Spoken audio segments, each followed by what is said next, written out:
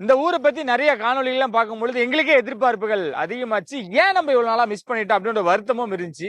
சரி என்ன நடக்குது? அந்த கிராமம் எப்படி உருவாச்சு? அங்க எப்படி வாழ்றாங்க? அப்படின்ற விஷயத்த பத்தி தெரிஞ்சுக்கலான்ற ஒரு ஆசையோடும், ஒரு எக்ஸ்பெக்டேஷனோடையும் நம்ம வந்திருக்கோம். சரி இது எங்க இருக்கு இந்த ஊர் அப்படின்றத பாத்தீங்கன்னா, புதுக்கோட்டையில இருந்து வந்தீங்கன்னா திருச்சி போற ரோட்ல அன்னவாசல் அப்படின்ற ஊருக்கு போற வழியில இந்த மெய்வழிச்சாலை அமைஞ்சிருக்குங்க. இந்த போர்டே வந்து பாத்தீங்கன்னா, ரொம்ப ஒரு வித்தியாசமா இருக்கும். ஏன்னா, அங்க இருக்கக்கூடிய மக்கள் தான் வந்து பழைய காலத்துல வாழ்ந்த அந்த பூர்வீகமாவே வாழ்ந்துகிட்டு இருக்காங்க. ஒரு குடிசையிலேயே வாழ்ந்துகிட்டு இருக்காங்க. ஏசி, ஃப்ரிட்ஜ் இந்த மாரி நவீன வசதிகள் எதுவுமே இல்லாம ஒரு கிராமம் வந்து இயங்கிட்டு இருக்கு, வாழ்ந்துகிட்டு இருக்காங்க அப்படின்றத நம்ப கேட்க முடிஞ்சது. நெறைய காணொளியில பார்க்க முடிஞ்சது. அதுக்கு இது ஒரு சாட்சியே இந்த போர்டு தான் நெனைக்கிறேன்.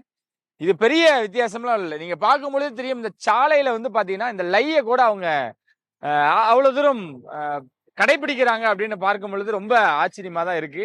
நம்ம இன்னைக்கு இந்த ஊருக்கு போறோம். என்ன நடந்துச்சு? எப்படி உருவாச்சு? என்ன பண்றாங்க? அவங்களோட வாழ்வாதாரத்துக்கு என்ன பண்றாங்க? அப்படின்றதுதான்.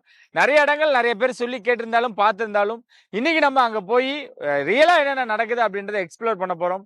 ரொம்ப எக்ஸ்பெக்டேஷனோட தான் வந்திருக்கோம். ஏன்னா எப்படி அது சாத்தியமா அப்படின்றதுதான். இந்த காலகட்டத்துல ஒரு அது எப்படி அப்படின்றது நம்மளால கேள்வி மட்டும் தான் அதிகமா இருந்துகிட்டே இருக்கு. விடை அங்க போனா தான் தெரியும். சோ இன்னைக்கு நம்ம அந்த ஊருக்கு போகக்கூடிய இடத்துல தான் அமைஞ்சிருக்கோம். மீண்டும் நான் சொல்றேன். இந்த இடத்துல வந்து அந்த போர்டுலாம் பாத்தீங்கன்னா, மெய்வழிச்சாலையிலேயே அந்த இது பெரிய போர்டாவும், இன்னொரு இடத்துல அந்த Google மேப் முதற்கொண்டு அந்த QR கோட் முதற்கொண்டு வச்சிருக்காங்க.